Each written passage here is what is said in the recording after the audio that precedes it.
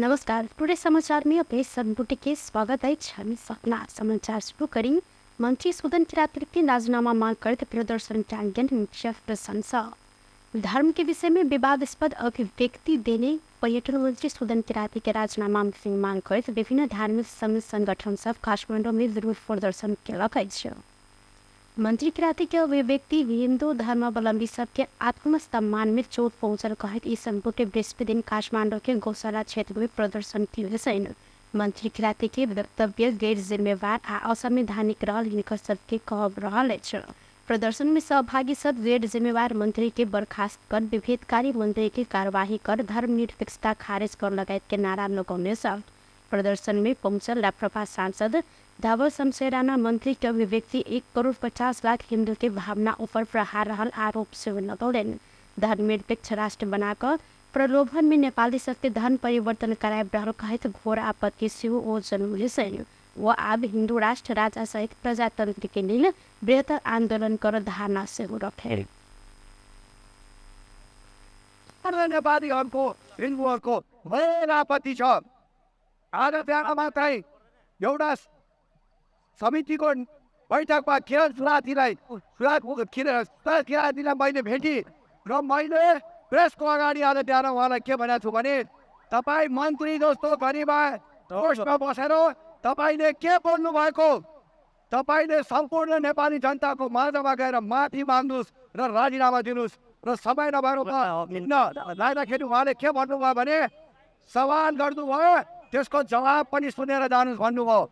अनि मैले के भने मलाई तपाईँले जवाब नदिनुहोस्, धेरै दिनसम्म तपाईँले लो विषयमा जवाब दिए हुनुहुन्छ मन्त्रीको, तपाईँ चिन्ता गर्नुहोस्, जवाबको बेला तपाईँलाई धेरै तपाईँले मौका पाउनुहुन्छ। मित्रहरू, अस्ति राष्ट्रिय प्रजातन्त्र पार्टीको केन्द्रीय कार्य समितिले बैठक गरेको छ र त्यो बैठकको निर्णय मध्ये एउटा निर्णय सम्पूर्ण राजावादी, हिन्दूवादी, राष्ट्रवादी, गणतन्त्र खारेजी गर्ने पार्टी, संहिता खारेजी गर्ने चाहनेहरू सबैलाई ठुलो छाती गरेर राष्ट्र प्रजातन्त्र पार्टी लगायत सबैसित मिलेर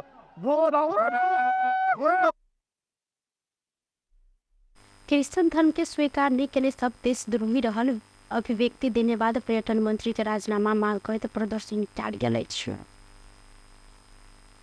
धनगढ़ी महानगरपालिका के प्रमुख प्रशासकीय अधिकृत ओम प्रकाश महतो सहित 18 गोटे विरुद्ध कानून विपरीत ठेका लगाकर अवैध पाथर गिट्टी तथा बालू उत्खनन करने आरोप में सिराहा जिला अदालत में मुद्दा दायर कार्यालय छ।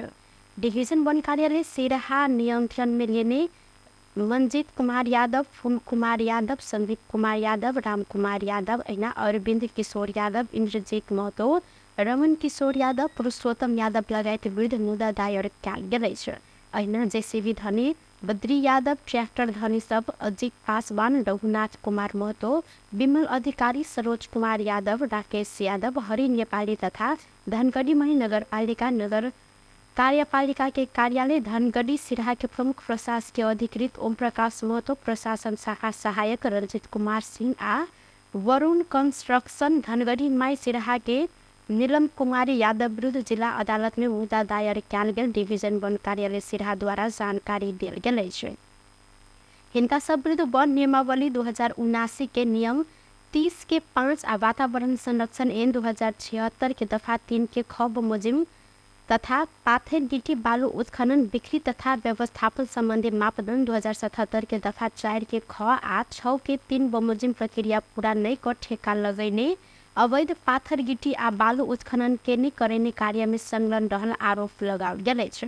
प्रतिवादी सबसे 1,97,815 रुपया बराबर के हानि नुकसानी किया गेल। बिगो सहित वन एन 2076 के दफा 49 के झ बमोजिम कसूर में वह एन के दफा 50 के 6 के 9 बमोजिम सजाई हुआ आ बोझरा सबके हक में वह एन के दफा 68 के 1 बमोजिम जब्त हो मांग दावी किया गेल। सिराहा जिला धनगढ़ी माई नगरपालिका वडा नंबर 12 आ 13 स्थित सड़के खोला सामुदायिक वन क्षेत्र भीतर बिना इजाजत अनटेस्ट जेसीबी 1 थान आ 7 ट्रैक्टर प्रयोग कर नियमित तवर सब पाथर गिट्टी बालू उत्खनन करने अवस्था में वन के टोली अगहन 15 गते इनका सबके नियंत्रण में लेने सब।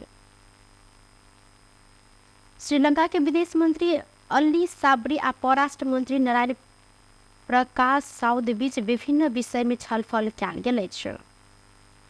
बृहस्पति दिन काठमांडू में भेल भेंटवार्ता के क्रम में त्रिपक्षीय समुद्र व्यापार लगानी लगायत के विषय में छलफल कयल गेल परराष्ट्र मंत्री साउद जानकारी देलनि।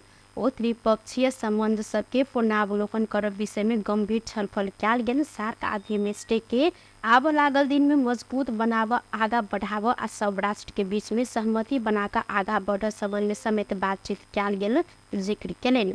संयुक्त राष्ट्र संघ आ अन्य बहुपक्षीय फोरम सबके दुनू राष्ट्र परस्पर मिलकर सहकार्य कर विषय में छलफल कयल गेल। हिनकर कहब अछि तऽ अहिना श्रीलंका के विदेश मंत्री अली साबरी दू देश बीच अधिक विषय में समांतर रहल कहैत सहयोग के आदान प्रदान के प्राथमिकता में राखल गेल जिक्र केलनि।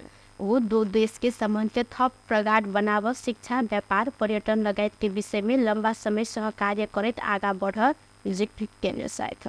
र नेपालले श्रीलङ्कासँगको सम्बन्धलाई ठुलो महत्त्व दिँदै आएको छ।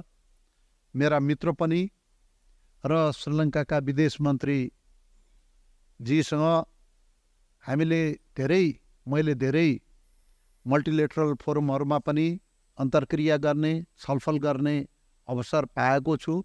Nepal. First of all, I am very happy to be here in your beautiful country and beautiful capital Kathmandu for the first ever joint commission between Sri Lanka and Nepal. Nepal and Sri Lanka are very important partners and long-standing friends. We have many things in common, coming from the same region, culturally bound together, and shared history of Buddhist heritage. We want to continue building great relationship between our people. We feel we need to do more to connect Sri Lanka and Nepal in tourism, in education cooperation, in trade, in tourism, and there are many areas of common interest for us. Defense cooperation, information sharing, along with cooperation in the regional bodies such as SAARC and BIMSTEC, and also cooperation in the multilateral bodies such as UN. और नेपाल में श्रीलंका से लगानी कर आ नेपाल से अधिक पर्यटक सब श्रीलंका लजाई जहन संबंध के आगा बढ़ाव धारणा रखने समेत राष्ट्रीय योजना आयोग उत्पादन वृद्धि सहित के रोजगारी सृजना के प्राथमिकता में रखैत 16 योजना सार्वजनिक कर तैयारी केलक अछि। बृहस्पति दिन सिंहदरबार में पत्रकार सम्मेलन करत आयोग प्रदेश आ स्थानीय तह के छलफल के सुझाव आबि चुकल जानकारी देत उत्पादन वृद्धि सहित के रोजगारी सृजना के प्राथमिकता में रखैत जल्दीए 16 योजना सार्वजनिक कर तैयारी भ रहल जानकारी देल गेल अछि। संख्या स्वरूप अनुसार प्रदेश के महत्वपूर्ण भूमिका देव, तीनों तह के अंतर संबंध के मजबूत बनाव, वित्तीय स्रोत के विनियोजन तथा आय योजना छनौट केने में संघीय संरचना के ध्यान देव पर लगायत के सुझाव एन आयोग द्वारा जानकारी देल गेल अछि। पत्रकार सम्मेलन में आयोग के उपाध्यक्ष डॉक्टर मीन बहादुर श्रेष्ठ कोरोना महामारी अंतर्राष्ट्रीय परिघटना के कारण 15 योजना के उपलब्धि अपेक्षित नहीं देखल गेल सेहो जानकारी देलनि। संघीय 16 योजना संभावना रहल आर्थिक लगायत में अन्य क्षेत्र सब में हासिल कर लेल सुझाव सहित के योजना राखल गेल जानकारी देने साइट ट्राजेक्टरीमा जानुपर्छ भनेर हामीले त्यो चाहिँ लक्ष्यहरू राखेका थियौँ। हामी कतिपय व्यक्तिहरू छौँ कोही या चाहिँ पदमा हुँदा पनि नहुँदा पनि यो घुमाइफिराइ योजनामा तर्जुमामा हामी संलग्न नै हुन्छौँ। म 14 योजनामा आफै उपाध्यक्ष थिएँ तर 15 योजनामा थिइनँ। तर 15 योजनाको योजना तर्जुमा गर्दा मान्य रामकुमार खुवाल चाहिँ यहाँ सदस्य हुनुहुन्थ्यो। म चाहिँ यो लिड कन्सल्टेन्टको रूपमा काम गरेको थिएँ। हाम्रो त्यति बेलाको मेन चाहिँ यो दोहोरो अङ्कको लक्ष्य भेट्नुपर्छ भन्ने आधारहरू थिए। के थियो भने एउटा 14औं योजनाले एउटा आधार सिर्जना गरिदिएको थियो। ग्रोथ चाहिँ 7.5 एचिभ गर्यो, त्यो चाहिँ टार्गेट मिट गरेको थियो। अनि त्यो 14औं योजनामा जे आधार क्रिएट भयो त्यसले 15औं योजनालाई बुस्ट दिने खालको थियो। उदाहरण नम्बर 1, त्यस अगाडि यो चाहिँ हाम्रो चाहिँ जहिले पनि लोड सेडिङ हुन्थ्यो हैन। 14औं योजनाको एउटा एचिभमेन्ट हुन सकेको कारण लोड सेडिङ अन्त भयो। लोड सेडिङ अन्त भएर पहिला चाहिँ 30-35% को क्यापेसिटीमा रन हुने उद्योगहरू 48-49% को क्यापेसिटीमा रन गर्न थाले। त्यो कारणले त्यति बेला ग्रोथ हाई भएको थियो। त्यो अहिले पनि त्यसको आधार चाहिँ अहिले पनि प्रयोग भइरहेको छ। दोस्रो, त्यति बेला चाहिँ पुनर्निर्माणको काममा भूकम्पपछिको पुनर्निर्माणको काम भएको थियो र त्यसले चाहिँ धेरै यो बिल्डिङहरू बनायो, रोडहरू बनायो। त्यसको आधारमा 15औं योजनालाई सजिलो हुन्छ भन्ने थियो। र वो कानून जनशक्ति के अभाव में प्रदेश पूर्ण रूप में काज कर नहीं सकला, सब प्रदेश के पूर्ण रूप में काज कर जहन सब पूर्वाधार देव 16 योजना सफल है दादी से के लिए। टुडे समाचार में अब अंतर्राष्ट्रीय संबंधी समाचार।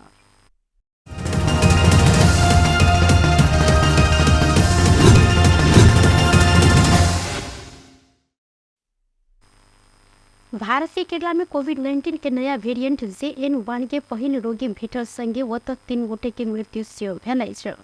भारत भर में सबसे अधिक संक्रमित केरला में रहल भारतीय समाचार माध्यम द्वारा जानकारी दिल गेल तक केंद्रीय स्वास्थ्य आ परिवार कल्याण मंत्रालय जारी केने तथ्यांक अनुसार वो दिन केरला में कोविड-19 के 3 से संक्रमित रहल। केरला बाहर भारत भर में जमा 58 संक्रमित रहल तक केरला में सक्रिय संक्रमित के संख्या बढ़कर 2341 से हो पहुंचल। केरला बाहेक अन्य सब राज्य में सक्रिय संक्रमित सबके संख्या 328 मात्र रहल। व्यस्त पूरे समाचार अखन के लेल एतबा। पूरे दोसर समाचार लोग उपस्थित होबेटा करब तखन देर के लेल हम सपना विदा मांगे छी। देखते रही टीवी टुडे जनकपुर। नमस्कार।